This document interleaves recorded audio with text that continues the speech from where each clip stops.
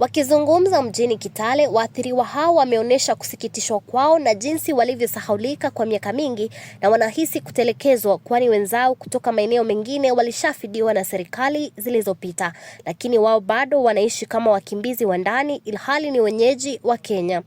Wanalalamikia kuishi maisha ya umaskini na mahangaiko, kwani wengi wao walipoteza mashamba na mifugo, jambo linalofanya watoto wao kushindwa kwenda shuleni na vijana kukosa ajira. Maisha yetu ni maisha potofu, tuko na maisha mbaya sana.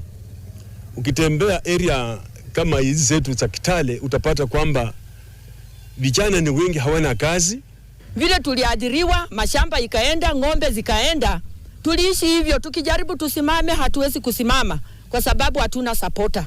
Kwa sasa wamemuomba Rais William Ruto kuhakikisha bajeti ya fidia inawafikia ili waweze kujijenga upya na kuondokana na jina la IDP, huku wakieleza wasiwasi kuwa wenzao wengi wanaaga dunia kwa uzee na umaskini kabla ya kupata fidia hiyo. Waathiriwa hao wanaiomba serikali kuweka mfumo mzuri wa malipo ili kila aliyeguswa apate haki yake. Nikiripotea Hubs Radio, mimi ni Eve Njeri.